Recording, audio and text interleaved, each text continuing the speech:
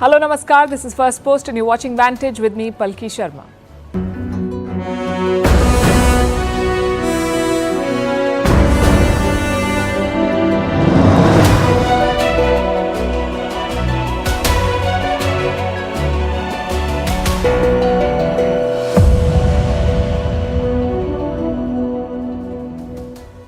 We begin tonight with a statement from Iran where the Supreme Leader has spoken about the status of Muslims in India, an unsubstantiated claim that India has challenged.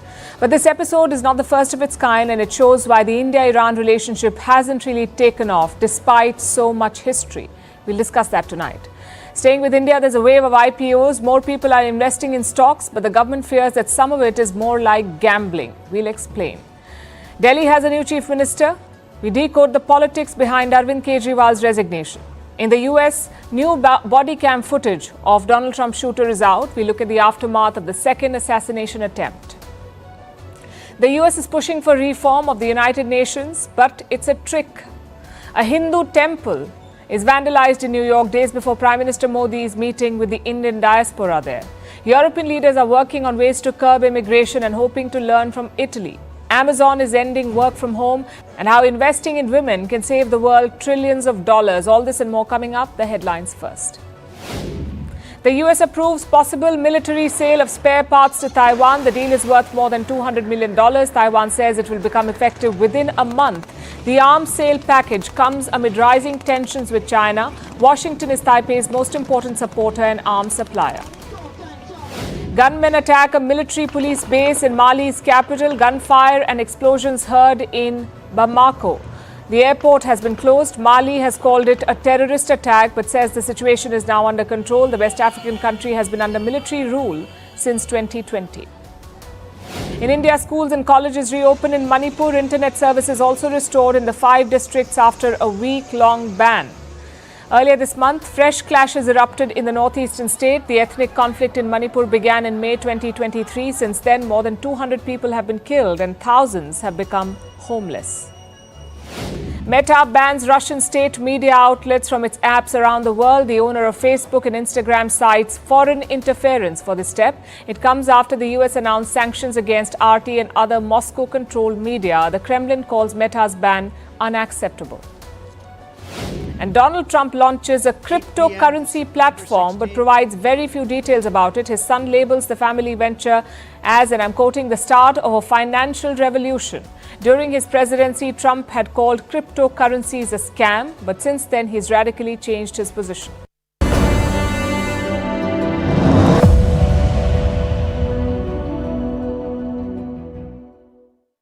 Do you know the worst sort of criticism? That which comes from your friends, especially when it's unfounded. You want to clap back at them, but at the same time, you don't want to spoil the friendship. That's India and Iran right now. Iran's supreme leader has leveled some serious allegations against India. He says Indian Muslims are suffering. Of course, New Delhi has hit back at the claim. The foreign ministry says, look who is talking. I know it sounds like a typical diplomatic tiff, but there's more at play here.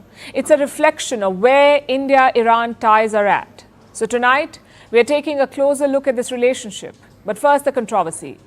This is Islamic Unity Week in Iran, so the Supreme Leader gathered some of the top religious scholars. Listen to what he told them, and I'm quoting, "We cannot consider ourselves to be Muslims if we are oblivious to the suffering that a Muslim is enduring in Myanmar, Gaza, India, or any other place." He mentioned 3 names. Gaza, where 40,000 Muslims have been killed by Israel. Myanmar, where 700,000 Muslims were expelled, and then India in the same bracket. The comparison makes no sense whatsoever. India has the 3rd largest Muslim population in the world. There are more Muslims in India than in Iran, and their rights are guaranteed by a secular constitution. Yet Iran clubs India with Gaza. It's clearly a political statement, one that is supposed to appease the Supreme Leader's supporters, but New Delhi has hit back. Look at the Foreign Ministry's statement, and I'm quoting again, "We strongly deplore the comments made regarding minorities in India by the Supreme Leader of Iran. Countries commenting on minorities are advised to look at their own record before making any observations about others." It is a fair point. Iran is a Shia Muslim country. Sunni Muslims are treated as second-class citizens there. They make up just 10% of the population. Sunnis, they're 10% of the population. Top Sunni clerics have accused the regime of discrimination. In fact, there isn't a single Sunni mosque in Tehran. Do you know why? Because the regime won't allow it. If this is how Iran treats Muslim minorities, you can imagine the rest.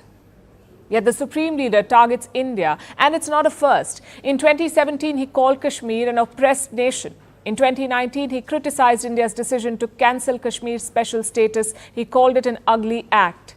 And in 2020, he said Muslims are being massacred in India. Each time, New Delhi hit back. But this is a very sensitive issue for India because Iran is not Turkey or Pakistan. We have strong and long-standing ties with them. Back in 2001, India and Iran signed a defense cooperation deal. Until 2018, Iran was India's second largest oil supplier and India was Iran's second biggest client. So it was a win-win relationship, which is why New Delhi decided to build a port in Iran, the Chabahar port. Talks began way back in 2003, but it's taken a long time to sign a deal. Earlier this year, India and Iran inked a 10-year agreement. India will invest $120 million in Chabahar. It will also give $250 million in loans. For both countries, this is a big deal. Iran gets much needed investments amid sanctions and India gets access to a key port. Chabahar can be India's gateway to Central Asia and Afghanistan. So the business side is sorted. And the history is even better. Cultural ties between India and Iran go back centuries. Until 1947, we shared a direct border. So both sides know each other pretty well. There is no cultural or civilizational gap. Then what explains this frequent animosity? Well, it's largely because of politics, both internal and external. Whenever India and Iran gain momentum, something happens. In 2018, it was US sanctions. Donald Trump cut off Iran from the oil market, so India stopped buying Iranian oil. Even Indian investments were put on hold. To beat this isolation, Iran turned to China. They signed a massive investment deal in 2021. China has promised to invest $400 billion in Iran. Let me repeat that, $400 billion over 25 years. So Iran has clearly picked sides in this conflict. It is Team China, which makes it complicated for India. Then you have the Gaza war. After the Hamas attack, India expressed support for Israel. New Delhi also defended Israel's right to hit back. Chances are that did not go down well with Iran. And we've seen that before. I mentioned the Supreme Leader's Kashmir criticism in 2017. That coincided with Prime Minister Modi's trip to Israel. So the big picture is quite clear. Yes, Iran values its relations with India, but not enough to stop these unwarranted comments. It's a political choice, not a religious one. Why else would Iran be silent on China's Uyghur genocide? That's a real crime against Muslims. China has detained more than 1 million Uyghurs in labor camps. Yet Iran's supreme leader has nothing to say about it.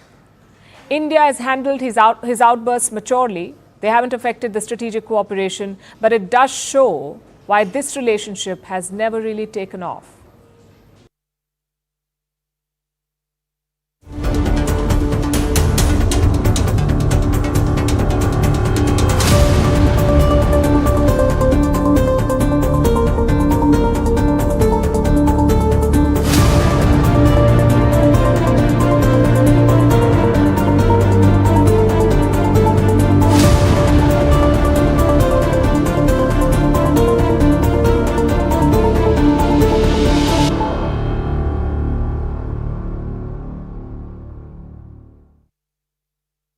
This is how several retail traders start their mornings. They wake up in anticipation as the market opens, their screens come to life. For hours, they remain glued to their stock trading portals, hunting for the next big opportunity. And once they find it, they place their bets. If the stock price climbs, the bet has paid off and the market keeps them hooked. Once they see a profit, they keep coming back to their trading apps over and over again. This is called stock trading. But increasingly, it's borderline gambling. For a lot of retail investors, the lines are blurred and they're hooked on to a new trend these days, thanks to the latest wave of IPOs. Before we discuss it, Let's get a basic question out of the way. What is an IPO? It stands for Initial Public Offering, IPO. When a company lists on a stock exchange, when a company enters the market for the first time, it offers its shares to the public, and the first such offering of shares is called an IPO, Initial Public Offering. And retail investors find it very appealing. They see an IPO as a next big money-making opportunity.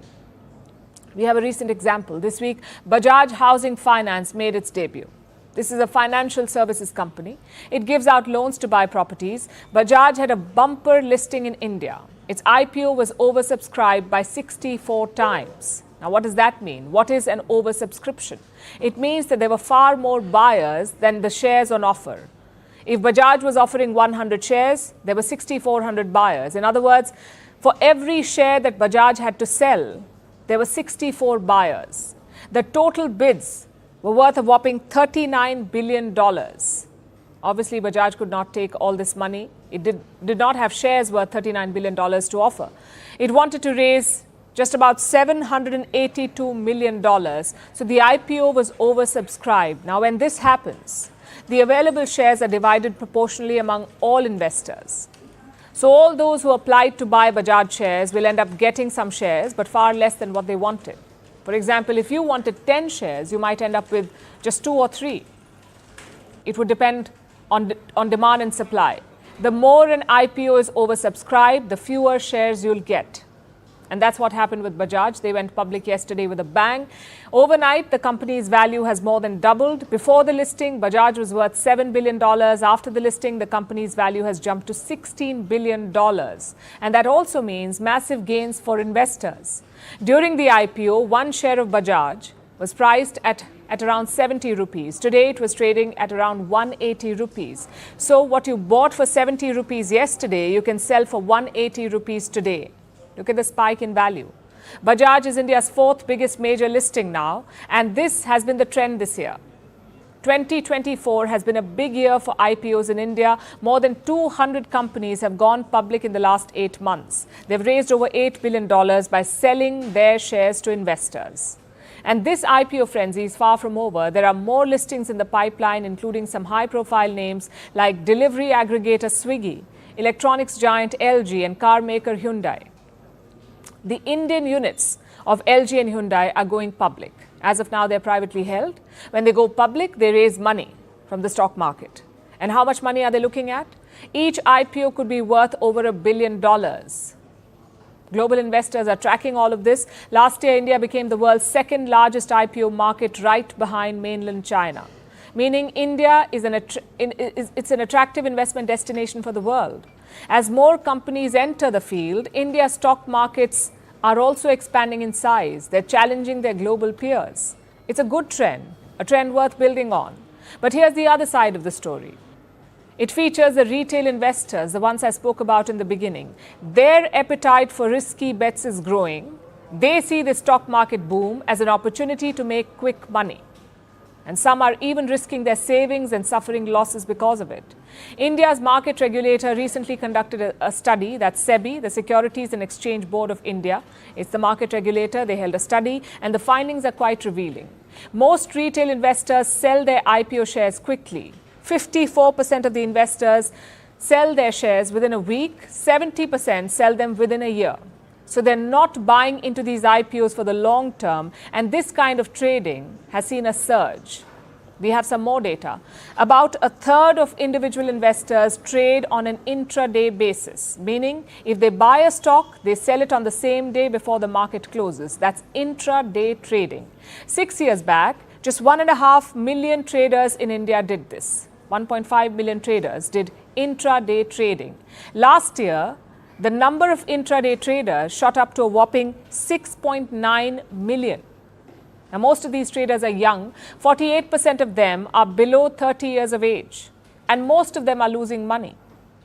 Last year, 7 out of 10 traders lost money in intraday trading. That's 70% of them losing money. What do these numbers tell you? This is not trading, it's gambling.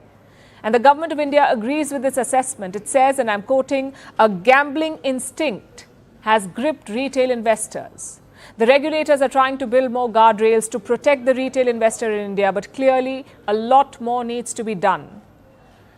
The thing is, Indian markets are growing and retail investors are maturing, which is all good. But stocks are instruments to build long-term wealth. It is not a shortcut to instant riches, especially if you don't know what you're doing. And this kind of trading also poses a threat to market stability. A surge in such trades could steer the market away from generating wealth for its investors and turn it into a casino. This is a long-term risk and it cannot be ignored. Staying with India, there's a change of guard in the national capital. Arvind Kejriwal has resigned as Delhi Chief Minister. He's also handpicked his successor, a trusted aide, Atishi. Now, this caps months of political drama. We had charges of corruption, the first ever arrest of a sitting chief minister, a dramatic bail application, and now this, a sudden resignation by Arvind Kejriwal. He's proven to be an astute tactician in the past. The question is, will he succeed again, or has he misread the public sentiment? Let's look at the timeline first. Arvind Kejriwal was arrested by the Enforcement Directorate, or ED, in the month of March. He was accused in the alleged liquor scam. You see, the Delhi government had allowed private players to sell liquor. All they needed was a license. Now, the ED says that this license was sold for commissions, that Kejriwal and his team took bribes for licenses. First, the Deputy Chief Minister of Delhi was arrested. Then in the month of March, Kejriwal himself was taken in. He got bail from the top court in July, but by then he had been arrested by a different agency, the CBI, or the Central Bureau of Investigation. That bail plea was heard by the Supreme Court last week and Kejriwal was granted bail. He could technically stay on as Chief Minister, but he could not visit the CM's office. That was the top court's condition. So what did Kejriwal do? He threw a googly. He announced that he would resign as Chief Minister and that he would return only after he got an honesty certificate. From whom? The people of Delhi. आप अगर मेरे को अगर आपका एक एक vote मेरी ईमानदारी का सर्टिफिकेट होगा, अगर आप मेरे को वोट देके जिताओगे और अगर आप कहोगे कि केजरीवाल ईमानदार है, तो चुनाव के बाद उसके बाद जाके मैं सीएम की कुर्सी पे बैठूंगा, तब तक मैं सीएम की कुर्सी पे नहीं बैठूंगा. Both Kejriwal and Atishi met Delhi's Lieutenant Governor today. Atishi staked claim to become Chief Minister. She's expected to be sworn in within 2 or 3 days. But the reactions were muted. She said Kejriwal would always be Delhi's Chief Minister. जितना सुख आज मेरे मन में है, आज उससे बहुत ज़्यादा दुख भी मेरे मन में है. दुख इसलिए कि दिल्ली के लोकप्रिय मुख्यमंत्री मेरे बड़े भाई अरविंद केजरीवाल जी आज इस्तीफा दे रहे हैं. मैं आज ये जरूर कहना चाहती हूँ आम आदमी पार्टी के सभी विधायकों की तरफ से, दिल्ली की 2 करोड़ जनता की तरफ से, कि दिल्ली का एक ही मुख्यमंत्री है और उस मुख्यमंत्री का नाम अरविंद केजरीवाल है. So why Atishi? Well, loyalty is her biggest plus point. Atishi joined the Delhi cabinet in March 2023. That's after Deputy Chief Minister Manish Sisodia was arrested. She held the Education, Finance and Public Works ministries, all key for Kejriwal's party, the Aam Aadmi Party, or AAP as they're called. She also became the loudest critic of the liquor case probe. Whether it was at press conferences or street protests or social media messages, Atishi was at the forefront of the Aam Aadmi Party campaign, which is why Arvind Kejriwal has now picked her. At 43 years of age, she will be the youngest chief minister in India, also the second woman chief minister in the country. But I doubt the symbolism will sell. After all, she herself says that Kejriwal is the real CM. The opposition BJP is also calling her a puppet. But what happens next? Well, Delhi goes to polls after February 2025. So Arvind Kejriwal has a couple of options. He can let Atishi complete the Aam Aadmi Party government's term until February next year. Meanwhile, he can also use this time to build a campaign. Less focus on governance, more focus on politics. Perhaps even expand his footprint to other states. Haryana, for instance, is going to polls in October. The Aam Aadmi Party is contesting all 90 seats in that state. Kejriwal was born in Haryana, so he may devote more time to the upcoming election there. The Aam Aadmi Party has already won Punjab and Delhi. No reason they cannot make inroads in Haryana. That's the first possibility. Or he can try to call for early elections in Delhi. Aam Aadmi Party leaders say that is the plan, but it's not a guarantee. the Chief Minister can ask the Lieutenant Governor to dissolve the assembly, to basically hold snap elections in Delhi. But the final decision belongs to the Lieutenant Governor. He is not bound by the Chief Minister's advice. So the elections may or may not happen immediately. And all of this is on point for Kejriwal. His comfort zone is the Delhi electorate. Whenever he's had trouble, he's fallen back on the voters here. Just think back to 2013. Delhi delivered a hung verdict. Arvind Kejriwal formed a government with support from the Congress party. But in 2014, he resigned. He said the coalition was hampering his work. So elections were held again in 2015. And guess what? Aam Aadmi Party won 67 out of 70 seats. In 2020, they nearly repeated that win. The party won 62 out of 70 seats in Delhi. So Arvind Kejriwal trusts the voters of Delhi. He believes that they will give him yet another landslide. And if they do, he will get his honesty certificate. It's classic Kejriwal, dramatic and high stakes. He's turning the election into a referendum on his innocence. If he pulls it off, he can claim vindication. He can say, I resigned, but the people want me back. Chances are that could happen. The Delhi BJP does not have a prominent leader at the moment. They frankly don't look ready for a campaign. Meanwhile, the Aam Aadmi Party cadre is all fired up. So Kejriwal's bet may pay off in the end. But it does make you wonder about one thing. Whatever happened to promises of a party with a difference? In the US, all the focus remains on the Trump shooting. The former president may be unhurt, but it is hurting the country's politics. The US seems more divided than ever. On Monday evening, Trump appeared on a live event on X. He talked about the shooting. He lauded the Secret Service for doing a great job. And who did he blame? Political foes. He did not name anyone, but we all know who he's hinting at. Meanwhile, the FBI says the shooter was hiding for 12 hours near Trump's golf course. There's new body cam footage showing his arrest. Our next report brings you the details. Today, Donald Trump was in Michigan. He's hit the campaign trail. It's like nothing has changed, except everything has. This weekend, the former US president survived an assassination scare. This is a storybook, any movie. A gunman tried to kill him. Officials believe the suspect acted alone, but Trump blamed his political rivals, aka Joe Biden and Kamala Harris. He said their rhetoric about him endangering democracy led to this scare. And he's not alone. His vice presidential candidate echoed the same views.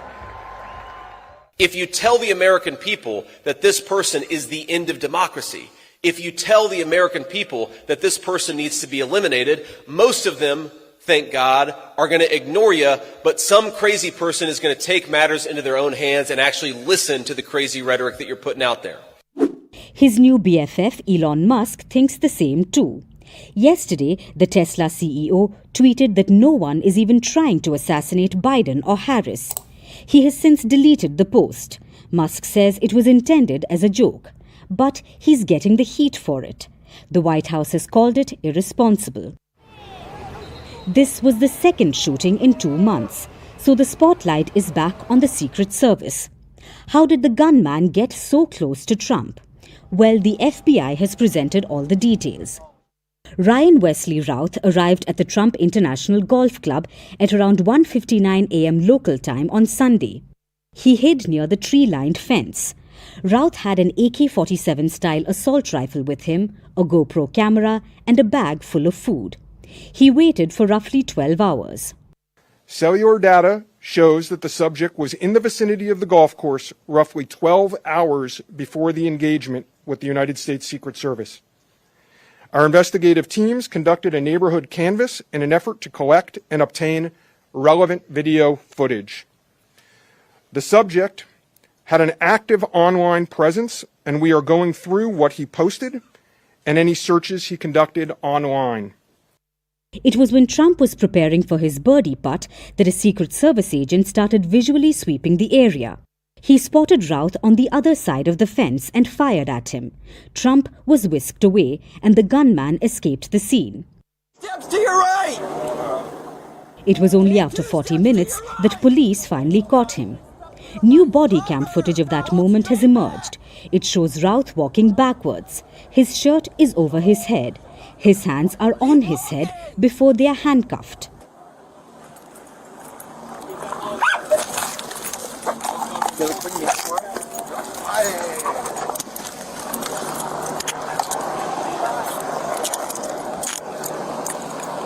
What's your name, boss? Ryan? The suspect has since appeared in court. The police have charged him with 2 federal gun-related crimes. The FBI has praised the Secret Service, and so did Donald Trump. It was quite something, but it worked out well, and Secret Service did an excellent job. And they have the man behind bars, and hopefully he's going to be there for a long time. Dangerous person, very, very dangerous person. The November election is only weeks away. Kamala Harris still has a slight edge in the polls. A new poll shows her leading with 49%, while Trump is at 46%. This is largely due to major support from women voters. But even then, her advantage remains within the margin of error. Will these repeated assassination attempts on Trump tip the scales in his favor? Well, we'll find out soon.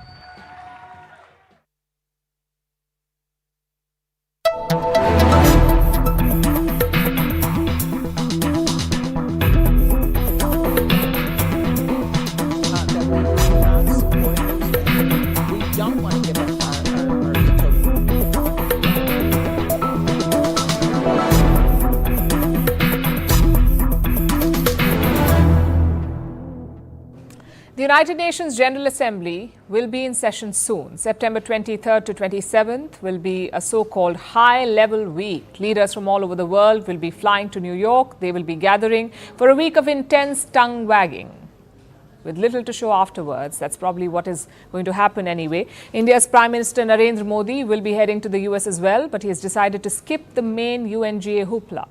He has other matters to attend to. Modi will attend a session of the Quad. That's a grouping of India, Japan, Australia and the US. It tackles security in the Indo-Pacific.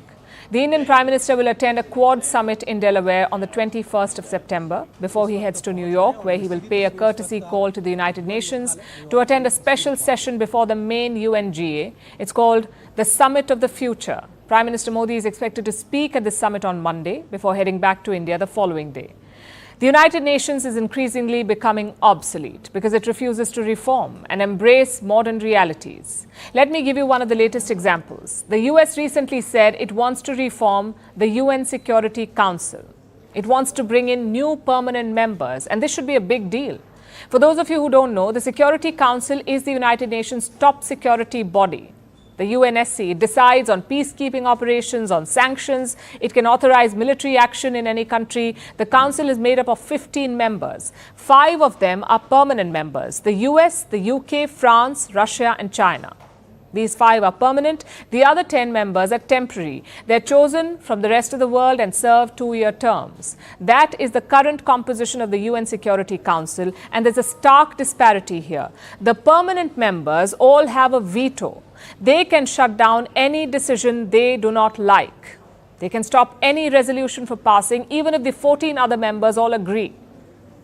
One permanent member can stop it. The permanent members can always get their way. Now, with this in mind, look at the reform proposed by the United States. In addition to non-permanent memberships for African countries, the United States supports creating 2 permanent seats for Africa on the Council. It's what our African partners seek, and we believe this is what is just. I'm also proud to announce that the United States supports creating a new elected seat on the Security Council for small island developing states. That in addition to the countries we long supported for permanent seats, India, Japan, and Germany. On the surface, that sounds great. The Security Council is dominated by the winners of the Second World War. It happened in 1945. The world today is a very different place. So the Security Council should reflect this new world. It should reflect our current realities. But before you congratulate the United States on doing the right thing, take a look at this. We've been very, very clear that we do not support expansion of the veto. We don't want to give up our veto power. And we do think if we expand that veto power across the board, it will make the council more dysfunctional. And we are back to square one. You know those companies that make up new random job titles to give employees the feeling that they're moving up the ladder? Executive this, associate that, deputy to the vice overlord of purchasing. The new Security Council seats sound like that. The UN version of those bogus titles. America says it supports permanent seats for Africa, India and the others, but in reality, they aren't willing to share any real power. South Africa's President Cyril Ramaphosa summed it up well. We would argue that we too, those who are added, must also enjoy the same right that the 5 permanent security members have. We cannot have second-class participation as Africa on the UN Security Council. India shouldn't have second-class participation either, nor should any other new permanent member. But the present Security Council probably won't listen. They'll do everything they can to cling on to power. It's their exclusive club, and they don't want anyone else to enter. India's External Affairs Minister, Dr. S. Jaishankar, spoke about this recently, about the West's habit of making exclusive clubs and their distrust of other associations, like the BRICS grouping, which has been garnering a lot of interest. Why this club, and do you consider that the BRICS will expand? Well, to be honest, why the club? Because there was another club. It was called the G7 and you wouldn't let anybody else into that club. So we said we go and form our own club. That addresses the root of the problem. With every Western-led institution, the rest of the world feels excluded and compelled to look elsewhere to get anything meaningful done. America's latest UNSC stunt reinforces this belief, and the rest of the world is tired of it.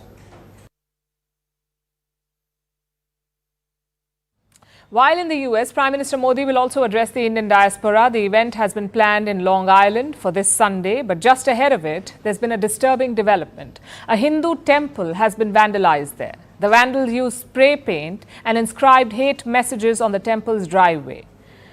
They were directed at the Indian Prime Minister. Of course, India has issued a strong response. It has called this act of vandalism unacceptable. But the incident also raises security concerns ahead of the Prime Minister's visit. In a country where polarizing politics has sharply divided the people and anti-India elements like Khalistanis are given patronage in the name of freedom of expression. Here's a report. Another temple has been targeted in America. The BAPS Swaminarayan Temple in New York. It was vandalized. Temple authorities found hate messages spray-painted on the temple's entrance. They were directed at India's Prime Minister Narendra Modi. In a few days, the Indian Prime Minister will be in New York. He plans to address the Indian diaspora at a venue barely 28 kilometers away from this temple.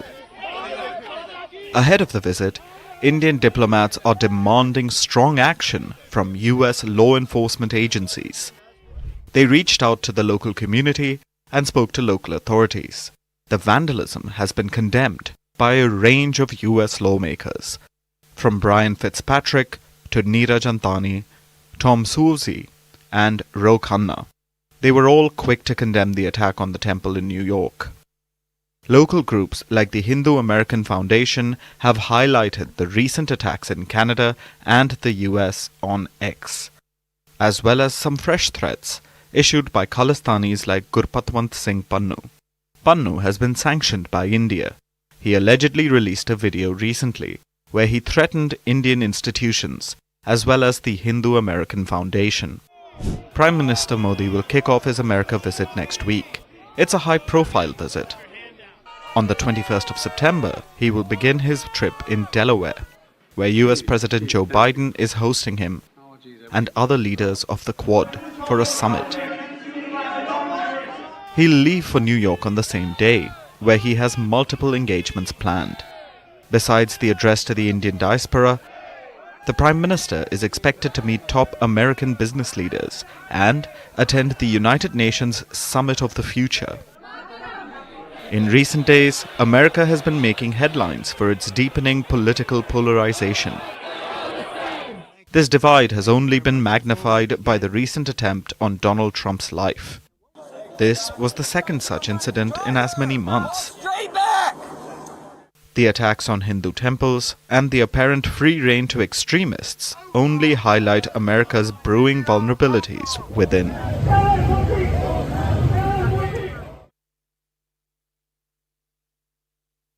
Now let's turn our attention to Europe. The continent is in crisis. Almost every country you go to, you'll hear the locals complain about the same thing: illegal migration. For years, Europe would pride itself on its open borders. Back in 2015, it opened the gates to over 1 million asylum seekers. At the time, there were celebrations, but now the mood has turned sour. Europe has been suffering economically, especially over the last 4 years because of the Wuhan virus pandemic and then the war in Ukraine. Both events dealt a blow to the European economy. They brought hardships to the locals, and this has turned Europeans against immigrants. They say that if they cannot take care of themselves, how are they supposed to take care of refugees? And this sentiment has been brewing in Europe, and it has led to the rise of anti-immigration politics. Parties considered far right have been gaining traction because of their anti-immigration rhetoric. Parties like the National Rally in France and the Alternative for Germany party. The AfD, in fact, recently won a major victory in the German state elections. They emerged as the biggest party in the state of Thuringia. It seems that this was a wake-up call. It was the first time that a far-right party won a German state election since 1945, since the end of the Second World War, since the Nazi Party. This seems to have alarmed the German government and forced them into taking action. So Germany has reinstated border checks. The police will now randomly check people at the country's northern and western borders. People coming in from France, Belgium, Luxembourg and Denmark. The Germans already had some border controls in place with Poland, the Czech Republic, Austria and Switzerland. Now there will be checks at every border and possibly even more scrutiny in the days to come. The move has drawn positive reactions. I think it's fine. I actually think it's very good because we here in the border areas suffer particularly from crime, and it can't be right that everyone comes in as they can and want to and nothing is done about it. At some point, you have to think about your own population. It reminds me of when I was younger, when there were frequent border controls. It's a good thing, I think, because of all the problems we have with immigration. It's the same as in France. They should do the same. They're absolutely right. So border controls are making a comeback, but that will address just one issue. They may stop immigrants from moving between European countries, but it won't stop migrants from getting to Europe altogether. European countries want to address this too. They want to stop migrants before they reach European shores. And one country has been doing this successfully: Italy. Their Prime Minister Giorgia Meloni has reduced immigration. Migrant arrivals are down by 60% compared to last year, 60%. This has caught the rest of Europe's attention. So yesterday, Meloni got her first prospective student, Britain's Prime Minister Keir Starmer. I'm here to have discussions here at this coordination centre and with the Prime Minister about how we deal with unlawful migration. And here there's been some quite dramatic reductions, so I want to understand how that came about. Starmer met Meloni in Rome yesterday. They discussed ways that the UK could stop illegal immigration, especially boats carrying migrants across the English Channel. And there was something else that was discussed, something quite ironic. We also agree on the fact that we must not fear exploring new solutions. We talked about the Italy-Albania agreement, which is a solution that the British government is showing a lot of interest in. Starmer discussed Italy's Albania deal with Meloni. For those of you who don't know, Italy is building migrant centers in Albania. Albania is a country in the Balkans. It is a European nation, but it's not a European Union member. Now, Italy plans to send asylum seekers to Albania. Their asylum requests will be processed at the migrant centers. And if approved, these people will be allowed back into Italy. If not, the migrants will be sent back home or to some safe third country. If any of this sounds familiar, it's because the UK had a similar plan. The last British government under Rishi Sunak wanted to send migrants to Rwanda in Africa. Starmer came to power in July and he scrapped the Rwanda plan immediately.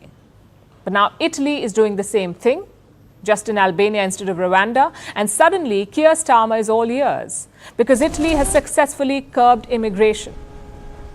If Starmer does adopt the Albania plan, I'm sure he's going to get a lot of flack. But the fact that he's even listening is a signal. Starmer's Italy visit, Germany's border checks, they're part of the same pattern. European governments have finally realized that illegal immigration is not sustainable. All European parties will now try and stop people from coming in. Because if they don't, they know that if they don't, the people will elect someone else who will. Now to Amazon, the company has a new diktat for workers, return to office. Until now, Amazon had a hybrid policy. Workers had to be in office only for 3 days a week. The other 2 days, they could work from home. But the company wants to end that. It wants workers in office for all 5 days of a work week. Their CEO announced this change on Monday. It will be implemented by 2nd January. So there's still time, but why the change at all? Well, Amazon says it will help them, that physical presence in office will improve the company's culture. So it wants everyone in office. And what happens if employees do not follow this? Well, it can derail their careers at Amazon. They may lose out on promotions. That is the company's warning. Of course, it leaves workers with little choice. And this has been a point of debate for some time now. Work from home or work from office or a mix of both. Which is better? Which gives the best results? It's been a contentious topic for the last 3 years, and we can see why. Until the Wuhan virus hit the world, we only knew one form of working from office. But the pandemic forced a hard reset. Working from home became the new normal. It was a global experiment, and the results were surprising. Productivity was not hit as feared, and business operations went on as usual, more or less. But then the world opened up, and companies came up with a bright plan. Why not combine the best of both? Thus came hybrid working, a few days in office and the rest at home. What's not to like? But now companies are tired of it. Look at this survey of nearly 1,000 companies. 9 out of 10 want employees back in office, 9 out of 10. And they're using all kinds of tactics for it. Some are drawing red lines. If workers don't agree, they can leave. 28% threaten to fire employees who do not comply. Some companies are even willing to lose top talent. Their motto is quite simple: no one is indispensable. And if that's not bad enough, some are resorting to surveillance. They're using badges and webcams to keep tabs on workers. It's a controversial approach. Obviously, not everyone is going down this route. Some are taking baby steps, like offering salary hikes, like in the United States, where companies are offering an average of $82,000 for in-person roles. This is for white-collar jobs. $82,000 is the average for in-person roles. It's a 33% increase since last year. And this is in contrast to fully remote roles, which pay an average of $75,000. You see the gap here. And in some cases, companies are hiring psychologists to understand how to get workers back to their desks. It does sound like a lot of effort. So the question is, what's in it for these companies? Why do they want people back in office? Let's look at the economics. Most companies believe return to office is profitable. This is what they believe. 81% think that it increases revenue. Then there's the productivity debate. They insist that workers are more productive when in office. 83% of the companies surveyed agree on that. 81% think that it improves company culture. Then there's infrastructure. Most big companies already have huge offices. They either own these spaces or have long-term rent contracts for exorbitant amounts. Fortune 500 companies are wasting almost $25 million a year on unused office space. They don't want this money to be wasted. Does that mean it's the end of remote working? Well, not really. Companies may want workers back, but employees are not so excited about this, because now they're used to the flexibility of remote work, and it saves them the time and effort of a daily commute to office. An average Indian spent 59 minutes a day to commute one way to work. Who wouldn't want to use that time better? So some are jumping ship, to avoid work from office mandates, like top brass employees at X, Microsoft and SpaceX. Others are opting for lower salaries. They prefer a lesser pay than a return to office. What does this tell you? You cannot have a one-size-fits-all approach. Each company and industry will have to figure out the best model for itself. As the world moves on, the economics of work will also evolve. Offices will not disappear, remote working may not be so attractive. So the key is to find a balance, something that works for both sides, the company and the employees, instead of trying to force each other's hand. Our next story tonight is about a mass slaughter. Zimbabwe wants to cull 200 elephants to feed its citizens. Southern Africa is facing its worst drought in decades. There is not enough food to eat. 68 million people are affected, including nearly half of Zimbabwe's population. So the government wants to kill its elephants to address acute hunger. This is a first for the country since 1988, and it follows neighboring Namibia's decision.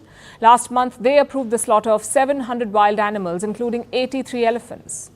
The culling plans are controversial, but can they solve Africa's woes? Here's a report. Malawi, Zambia, Namibia, Lesotho and Zimbabwe. Southern Africa faces a severe drought.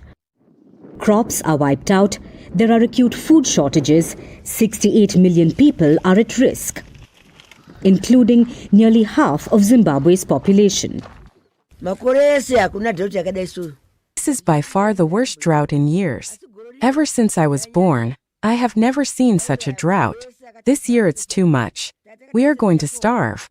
We were expecting that we would harvest and sell to the national granary, but that will not happen. The heat was just too much. Zimbabwe is suffering from its worst drought in 4 decades. People are staring at acute hunger. So the country has authorized mass slaughter. They plan to kill 200 elephants.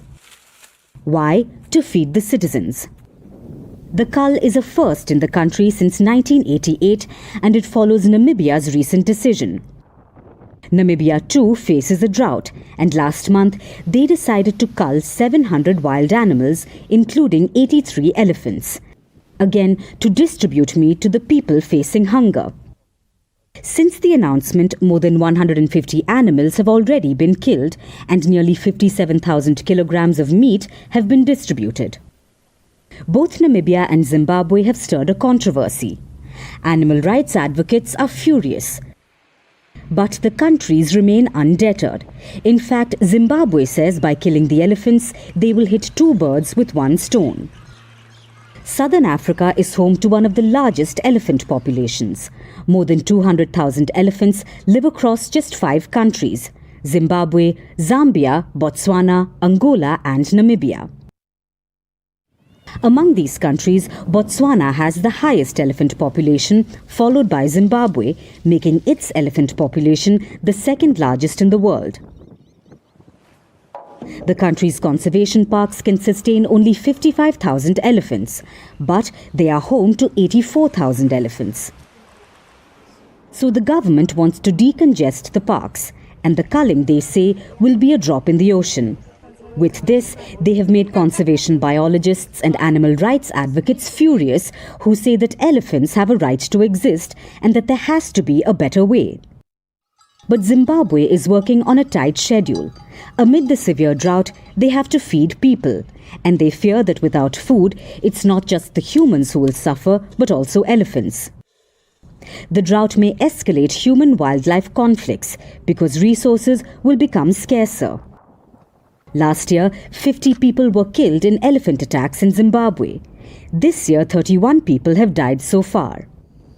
So, controversy or not, Zimbabwe is stomping forward with the plan to kill their elephants.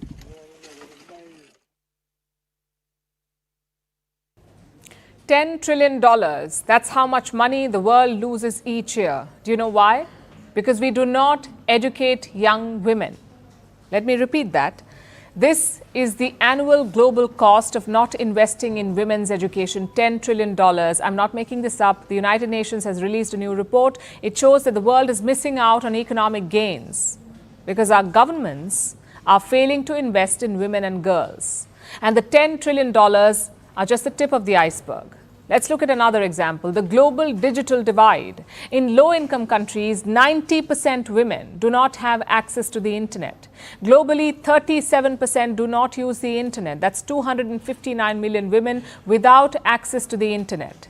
There is a glaring digital gender gap, and it will cost us. Do you know how much?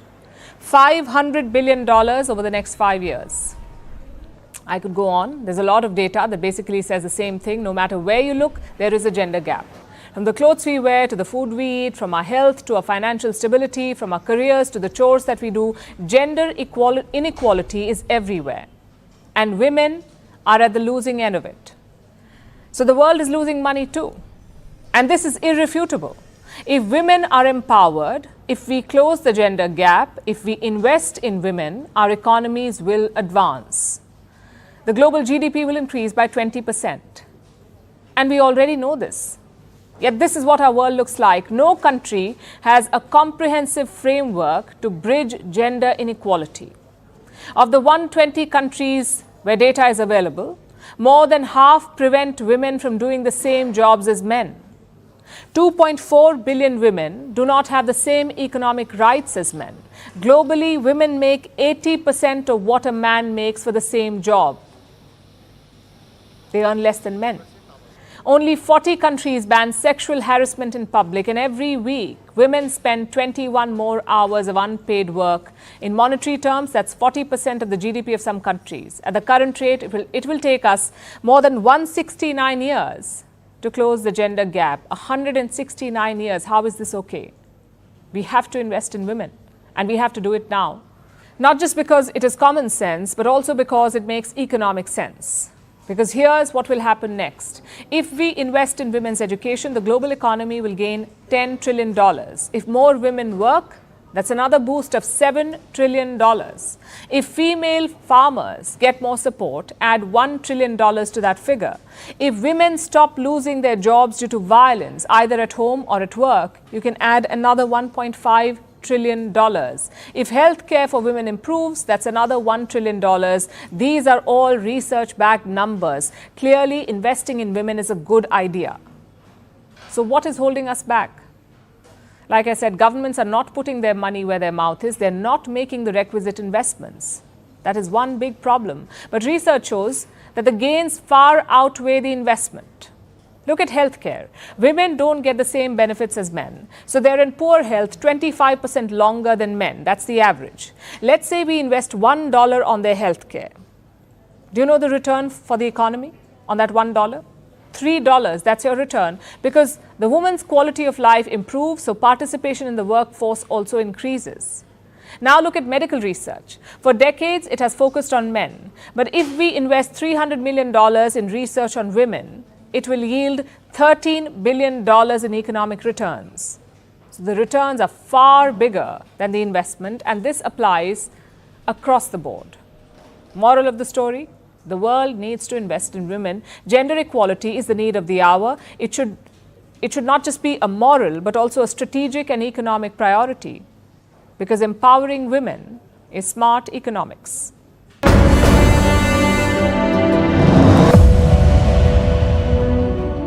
Are you a Manchester City fan? If you are, look away right now. The club is facing charges linked to financial violations in Britain, around 115 charges in total. All of them cover a period of 9 years, around the time when Abu Dhabi's ruling family bought the club. And what happens if they lose? Well, they could be docked points, maybe get fined, or even relegated from the Premier League. Of course, that last one is an extreme case. City fans will be hoping the club is exonerated after the trial. The last thing they want is a scandal. City have won 6 out of the last 7 Premier Leagues. Frankly, only a court case can stop them. Rival fans are hoping for exactly that. They're dumping memes on the upcoming City verdict.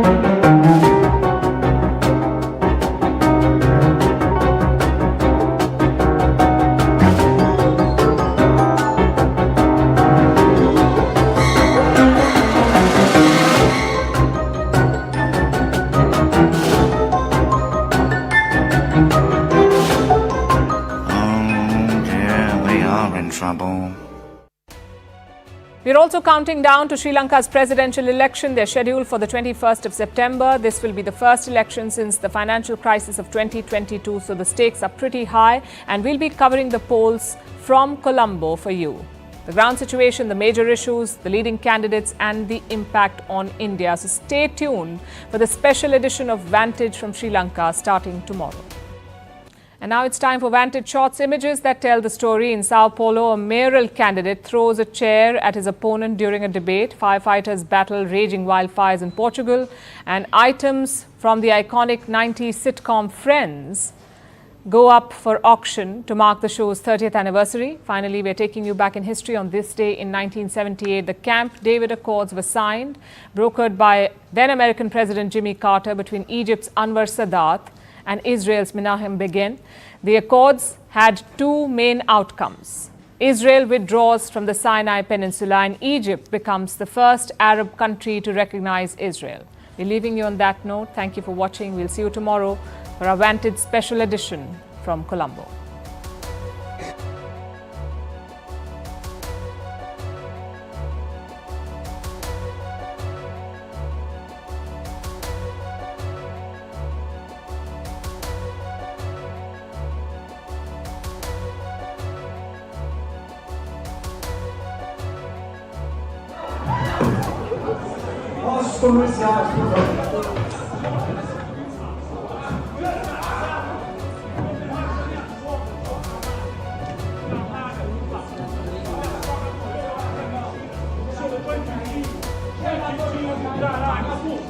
Bandeira,